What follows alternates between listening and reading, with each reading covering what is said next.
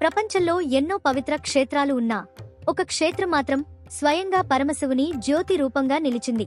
ఆ క్షేత్రం పేరు అరుణాచలం. ఇక్కడ ఉన్న అరుణాచలేశ్వరుడు సాధారణ శివలింగం కాదు, అది జ్ఞాన అగ్ని స్వరూపం. ఇక్కడి కొండనే స్వయంగా పరమశివుడి రూపం అని పురాణాలు చెబుతున్నాయి. పురాణాల ప్రకారం ఒకసారి బ్రహ్మదేవుడు మరియు మహావిష్ణువు మధ్య గొప్ప తర్కం జరిగింది. ఎవరు గొప్పవారు, ఎవరు సృష్టిలో శ్రేష్ఠులు? ఈ వాదన పెరిగిపోవడంతో అక్కడ ఒక అనంతమైన అగ్నిస్తంభం ప్రత్యక్షమైంది. ఆ అగ్ని స్తంభానికి ఆది లేదు, అంతం లేదు. ఆ అగ్ని స్వరూపం పరమశివుడు.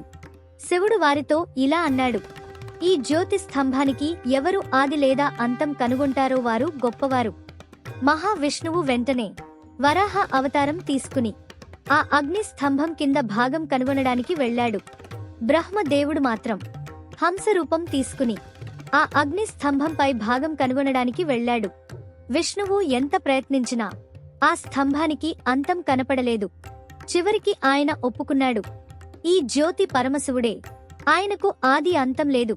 కాని బ్రహ్మ మాత్రం అహంకారంతో నేను పైభాగం చూసి వచ్చాను అని అబద్ధం చెప్పాడు.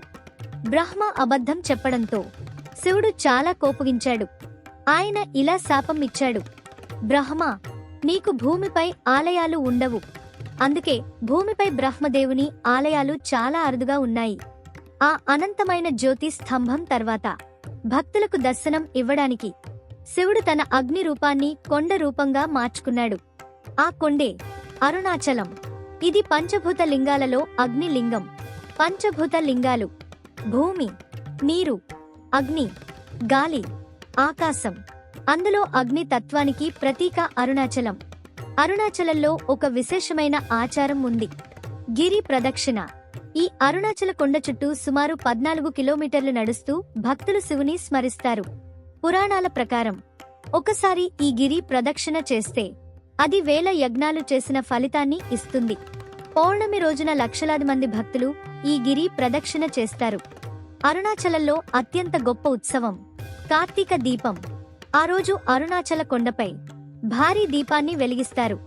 ఆ దీపం శివుని అనంత జ్యోతికి ప్రతీక. లక్షలాది మంది భక్తులు ఆ జ్యోతిని చూసి అరుణాచల శివ అని నినాదిస్తారు. ఆ దృశ్యం చూడటానికి దేవతలు కూడా దిగివస్తారని అంటారు. అరుణాచలం కేవలం ఒక క్షేత్రం కాదు, అది జ్ఞాన క్షేత్రం. అక్కడికి వెళ్లి అరుణాచల శివ అని ఒక్కసారి పిలిస్తే మనలోని అహంకారం, అజ్ఞానం అన్నీ దహనం అవుతాయి. అందుకే మహానుభావుడు శ్రీరమణ మహర్షి కూడా అరుణాచలాన్ని తన గురువుగా భావించారు. పరమశివుడి అగ్ని స్వరూపాన్ని దర్శించాలంటే ఒకసారి అయినా అరుణాచలం వెళ్ళాలి. అక్కడి గిరి ప్రదక్షిణ చేస్తూ అరుణాచల శివ అని జపిస్తే మన జీవితంలో శివానుగ్రహం తప్పకుండా లభిస్తుంది.